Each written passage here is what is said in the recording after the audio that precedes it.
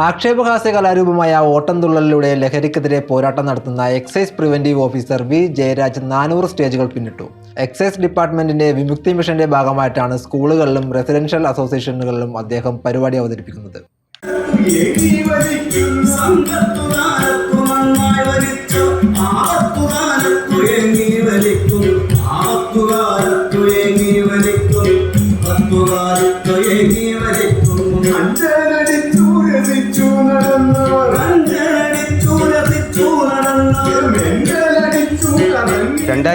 ലാണ് ജയരാജ് ഓട്ടംതുള്ളലിലൂടെ ലഹരിക്കെതിരെ പൊരുതാൻ തീരുമാനമെടുത്തത്.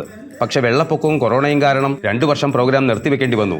അങ്ങനെ നോക്കുമ്പോൾ വെറും 3 വർഷം കൊണ്ടാണ് 400 സ്റ്റേജിലേക്ക് ലഹരിക്കെതിരെയുള്ള അദ്ദേഹത്തിന്റെ ഓട്ടംതുള്ളൽ എത്തിയത്.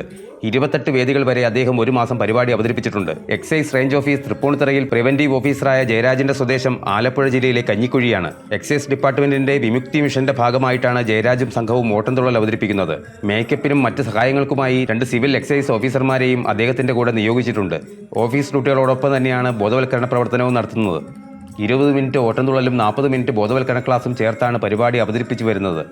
തന്റെ സഹപ്രവർത്തകരുടെയും എറണാകുളം ഡെപ്യൂട്ടി എക്സൈസ് കമ്മീഷണർ ഉൾപ്പെടെയുള്ള മേലുദ്യോഗസ്ഥരുടെയും അകമഴിഞ്ഞ പ്രോത്സാഹനവും സഹകരണവുമാണ് ഈ നേട്ടങ്ങൾക്കെല്ലാം പിന്നിലുള്ള പ്രേരക ശക്തിയെന്ന് ജയരാജ് പറയുന്നു. കാലാവധിയാണ് ഈ 10 വർഷം എന്ന് പറയുന്നത്. അത്രയൊന്നും പോകത്തില്ല. നാലോചിച്ച് നോക്കി, ഒരു 10 വർഷം കഴിഞ്ഞാൽ നമ്മൾ ഈ വയസ്സന്മാർ മാത്രമേ ഉണ്ടാവുള്ളൂ ഇവിടെ കൂടിയിരിക്കാൻ. ഒരു തലമുറ ഇവിടെ ഉണ്ടാകത്തില്ല. പേടിച്ചേ പറ്റുള്ളൂ. ആ ഒരു 10 കൊണ്ട് തീരുന്നില്ല പ്രശ്നം കേട്ടോ. മറ്റൊരു 10 കൂടി ഉണ്ട്. നമ്മുടെ നാട്ടിൽ ഇന്ന് ലഹരി ഉപയോഗത്തിൻ്റെ ശരാശരി പ്രായമെന്ന് പറയുന്നത് 10 വയസ്സാണ്. മക്കൾ 5ലും 6ലും 7ലൊക്കെ എന്ന അച്ഛനമ്മമാർ പേടിക്കാതിരിക്കണമെന്നേ. പിള്ളേർ ചെറുതല്ല, പേടിക്കാനൊന്നുമില്ലെന്ന്. ശരാശരി പ്രായമാണ് 10 എന്ന് പറഞ്ഞാൽ. അതിൻ്റെ അകത്ത് 9, 8, 7 ഒക്കെ വരുന്ന പേടിപ്പിക്കുന്ന സംഖ്യകളുണ്ടെന്ന് ഓർത്തുകൊള്ളുക. മക്കൾക്ക് മാതൃകയാകാൻ കഴിഞ്ഞില്ലെങ്കിൽ പോട്ടെ, ഈ ആവശ്യമില്ലാത്ത പരിപാടികൾ സ്വന്തം വീട്ടിൽ നിന്നെങ്കിലും ഒന്ന് മാറ്റി നിർത്താൻ ശ്രമിച്ചുകൊള്ളുക. ഇല്ലെങ്കിൽ കരയേണ്ടി വരും.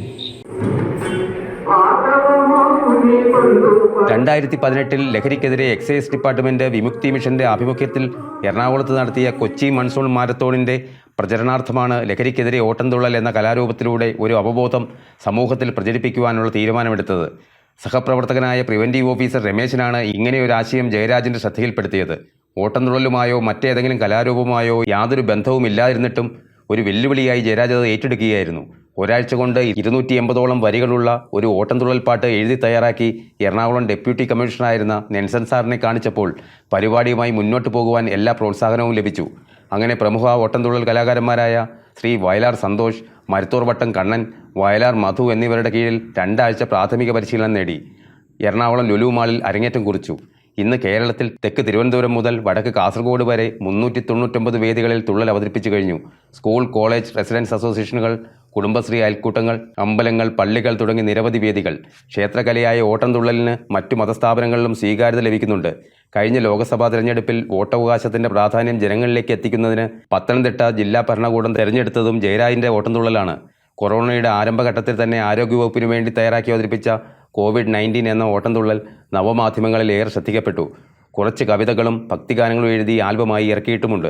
അച്ഛൻ വിജയനും അമ്മ തങ്കമ്മയും ഫാർമസിസ്റ്റായ ഭാര്യ ദിവ്യയും മക്കളുമെല്ലാം ഓട്ടംതുള്ളലിൽ ജയരാജിനൊപ്പമുണ്ട്. സൗജന്യമായാണ് ജയരാജ് തുള്ളൽ അവതരിപ്പിക്കുന്നത് എന്നത് പ്രത്യേകം ശ്രദ്ധേയമാണ്.